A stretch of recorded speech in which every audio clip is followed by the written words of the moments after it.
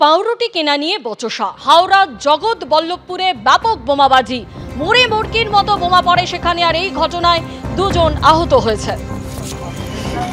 পাউরুটি কিনতে এসে দোকান মালিকের সঙ্গে বচসা চার সশস্ত্র দুষ্কৃতীর।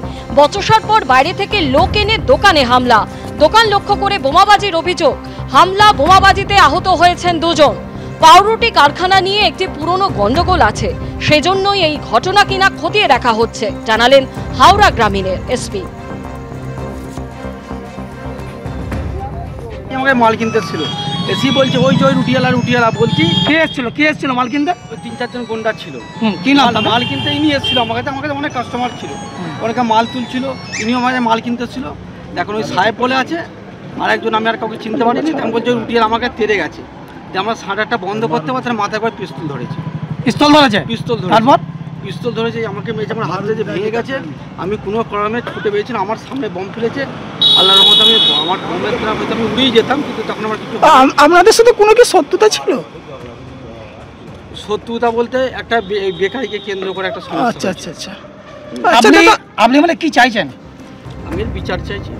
মহেশতলায় জিন্সের রং করার কারখানায় বিস্ফোরণ, বয়লার ফেটে বিস্ফোরণ হয় এবং এই ঘটনায় ওই কারখানার 4 কর্মী আহত হয়েছেন।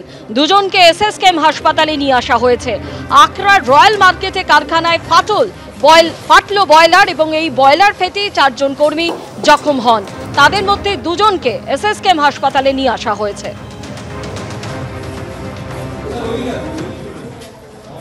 মহেশতলায় বিস্ফোরণের ঘটনায় আহত দুজনকে এসএসকেএম হাসপাতালে আনা হয়েছে। যেমনটা ঘটনা 5:30 নাগাদ রয়্যাল মার্কেটে, আখড়া রয়্যাল মার্কেটে পোশাকে রং করার যে কারখানা, সেখানে তীব্র বিস্ফোরণ ঘটে। যেমনটা স্থানীয় বাসিন্দারা জানাচ্ছেন যে বিকট আওয়াজ পান এবং এই বিস্ফোরণের ঘটনায় এখনও পর্যন্ত 4 জন জখম, যাদের মধ্যে দুজনকে ইতিমধ্যে এসএসকেএম হাসপাতালে আনা হয়েছে এবং তাদের মধ্যে একজনের অবস্থা আশঙ্কাজনক।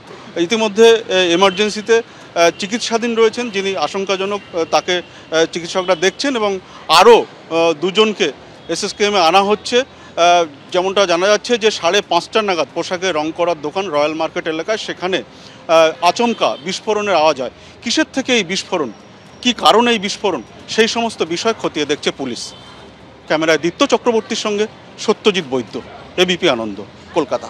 পুলিশে নিয়োগ পরীক্ষার ভুয়ো প্রশ্নপত্র বিক্রি চক্রের পর্দাফাঁস, জালে 10 জন। পশ্চিম বর্ধমানের বুদবুদে ভুয়ো প্রশ্নপত্র বিক্রির চেষ্টা, জালে 10 জন। আজ কনস্টেবল নিয়োগের পরীক্ষার আগেই প্রশ্নপত্র বিক্রির ছক কষা হয়। রীতিমতো তাঁবু খাটিয়ে মোটা টাকায় প্রশ্নপত্র বিক্রির প্রস্তুতি দাবি পুলিশের। বুদবুদের কলমডাঙ্গা এলাকায় অভিযান পূর্ব বর্ধমান জেলা পুলিশের। গতকাল রাতে বর্ধমান স্টেশন থেকে গ্রেপ্তার করা হয় 3 জনকে। ধৃতদের জিজ্ঞাসাবাদের সূত্র পেয়েই অভিযান, খবর পুলিশ সূত্রে।